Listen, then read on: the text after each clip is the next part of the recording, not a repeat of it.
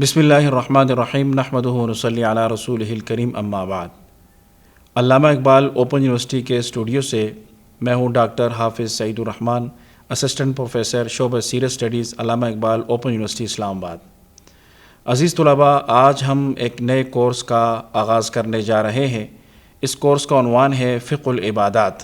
اس کا کوڈ ہے 3963۔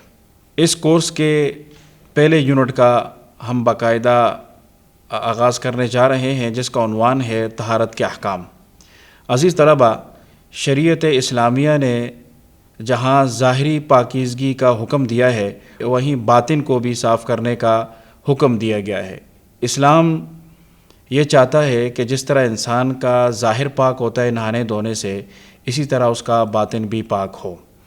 اسی لیے ان دونوں پاکیزگیوں اور طہارتوں کے احکام ہمیں فقہ کی کتابوں میں ملتے ہیں۔ آج ہم ان میں سے جو ظاہری طہارت ہے اس کے حوالے سے پڑھیں گے۔ لغت میں طہارت کا مفہوم ہوتا ہے پاکیزگی اور آلودگی سے پاک ہونا، اور شریعت میں طہارت کا مطلب ہوتا ہے نجاست سے پاک ہونا، چاہے وہ نجاست حقیقی ہو یا حکمی ہو۔ نجاست کی دو اقسام ہوتی ہیں۔ ایک نجاست حقیقی ہوتی ہے جو ہمارے جسم یا کپڑے پر لگے تو ہمیں نظر آتی ہے، جیسے پیشاب ہے، پخانہ ہے، خون ہے، دیگر گندگیاں ہیں۔ اور ایک نجاست حکمیہ ہوتی ہے۔ یہ نجاست ہمیں نظر تو نہیں آتی، لیکن شریعت نے اس کو نجاست کنسیڈر کیا ہوتا ہے، شمار کیا ہوتا ہے، اس لیے ہم اس کو نجاست کہتے ہیں۔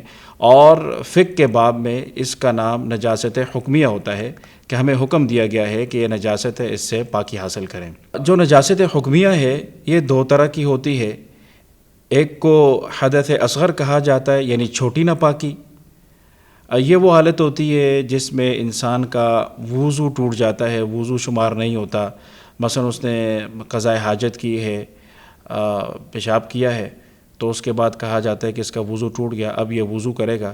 تو بظاہر تو جسم پر کوئی گندگی نہیں ہوتی، ہاتھ پاؤں صاف ہوتے ہیں، لیکن شرعاً اس کو نجاست شمار کیا جاتا ہے، اس لیے وضو کا حکم دیا جاتا ہے۔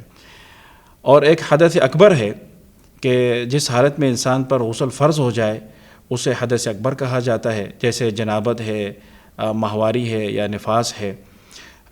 جب یہ لائق ہو جائے تو بغیر غسل کے کوئی بھی عبادت ادا نہیں کی جا سکتی۔ شریعت میں کئی چیزیں ایسی ہیں جو گندگی کو پاک کرتی ہیں، جنہیں مطہرات کہا جاتا ہے۔ مثلا بعض چیزیں صیقلی ہوتی ہیں سطح ان کی، جیسے شیشہ ہے یا لوہا ہے، تو اس کو دھونے کی ضرورت نہیں ہوتی، اگر گیلے کپڑے سے اس کو صاف کر دیا جائے تو یہ پاک ہو جاتا ہے۔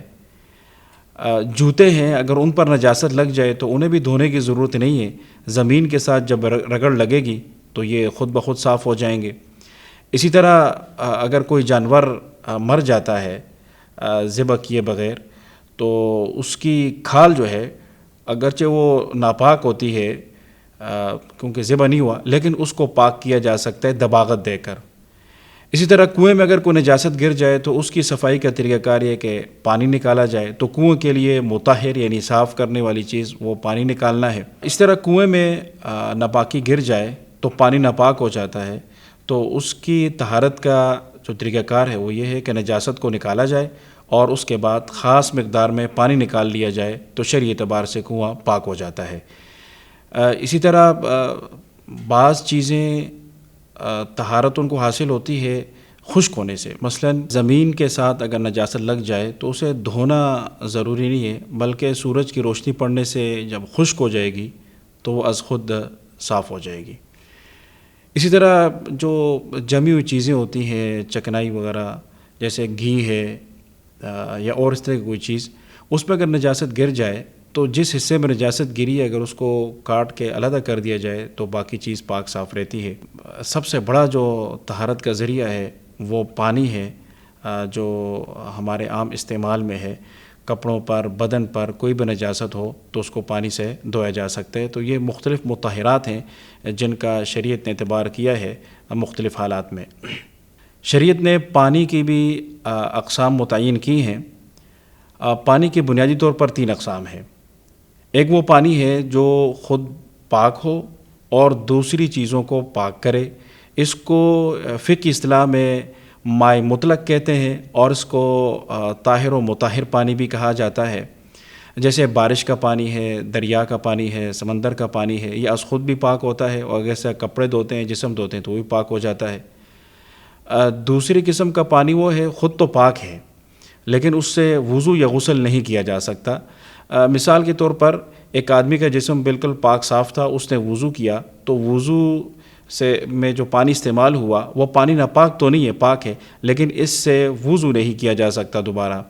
اسی طرح پانی میں کوئی پاک چیز مل گئی اور اس کا ذائقہ بدل گیا، اس کی جو نیچر تھی وہ بدل گئی، تو یہ پانی پاک تو ہے، ناپاک نہیں ہے، کپڑوں کے ساتھ لگے گا کپڑے ناپاک نہیں ہوں گے، لیکن اس طرح کے پانی سے وضو یا غسل نہیں کیا جا سکتا۔ تیسرا پانی جس کو نجس کہا جاتا ہے، ناپاک پانی، وہ ایسا پانی ہے جس میں کوئی نجاست گر جائے اور اتنی نجاست گرے کہ جو شرعاً معاف نہ ہو، تو نجس پانی سے طہارت حاصل نہیں کی جا سکتی، نہ اس سے گندا جسم اور کپڑے پاک ہوں گے اور نہ اس سے وضو اور غسل ہوگا۔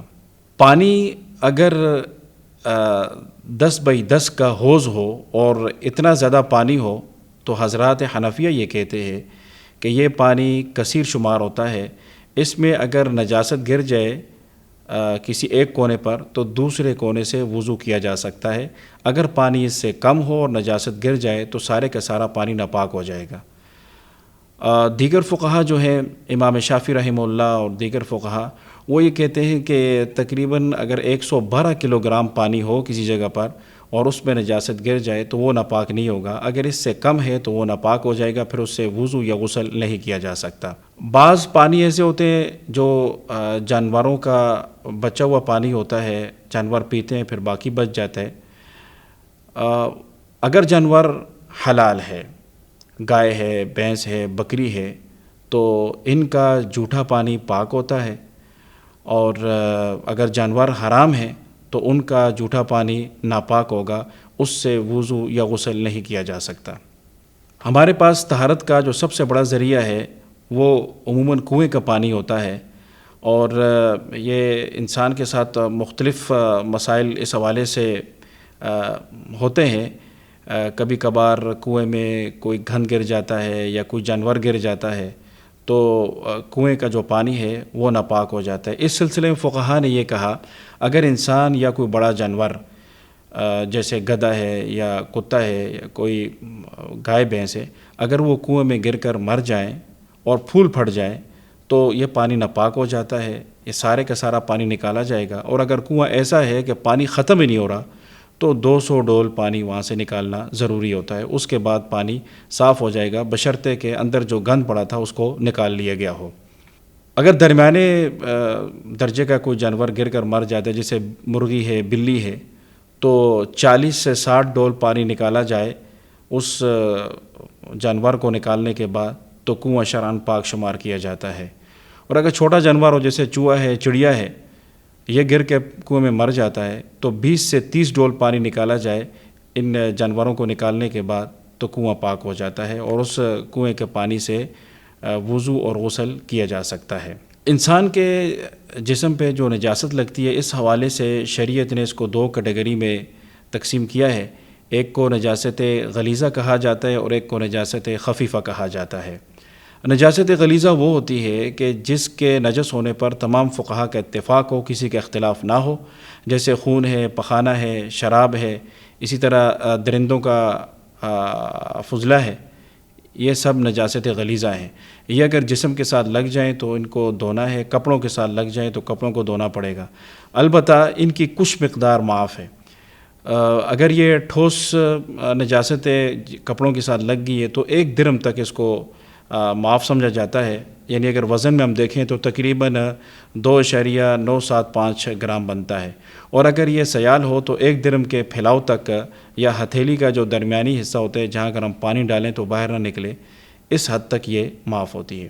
دوسری نجاست خفیفہ ہے، جیسے کہ حلال جانوروں کا پیشاب ہے یا حرام پرندوں کی بیٹ وغیرہ، تو اس کی اگر کپڑے یا بدن پر 1/4 حصے سے کم یہ نجاست لگی ہو تو معاف ہے، نماز پڑھی جا سکتی ہے اس سے زیادہ ہو تو اس کو دھونا ضروری ہوتا ہے، پھر نماز نہیں پڑھی جا سکتی۔ جب انسان قضاء حاجت کرتا ہے تو اس کے بعد اس نے پاکیزگی حاصل کرنی ہوتی ہے۔ اس کے لیے فقہ میں 3 طرح کی اصطلاحات استعمال ہوتی ہیں، ایک استنجا ہوتا ہے، ایک استجمار ہوتا ہے اور ایک استبراء ہوتا ہے۔ تو استنجا یہ ہے کہ پانی یا پتھر سے جو ہے وہ جسم کو پاک کرنا، پیشاب والی جگہ کو، اور استجمار یہ ہوتا ہے کہ پتھر یا مٹی کے ڈیلے سے ناپاکی دور کرنا، 3 پتھر استعمال کر کے مستحب ہے، اگر ایک پتھر سے بھی صاف ہو جائے تو تب بھی درست ہے۔ اور ایک استبراء ہوتا ہے کہ جب انسان پیشاب کرے تو اس کے بعد اس بات کو یقینی بنائے کہ اس کے جسم میں کوئی قطرہ باقی نہ ہو، تاکہ جب وہ چلے باہر نکلے تو قطرہ اس کے بدن پر یا کپڑوں پر نہ لگے، اس کو استبراء کہا جاتا ہے۔ عزیز طلبہ، ہماری آج کی اس مجلس میں ہم نے نجاست، اس کی اقسام اور اس سے طہارت کا طریقہ کار اور مطہرات یعنی وہ چیزیں جو پاکیزگی کا سبب بنتی ہیں ان کے حوالے سے پڑھا۔ ہمارا آج کے پروگرام کا وقت ختم ہوا چاہتا ہے، انشاءاللہ اگلے پروگرام میں پھر آپ کے ساتھ ملاقات ہوگی۔ السلام علیکم ورحمۃ اللہ وبرکاتہ۔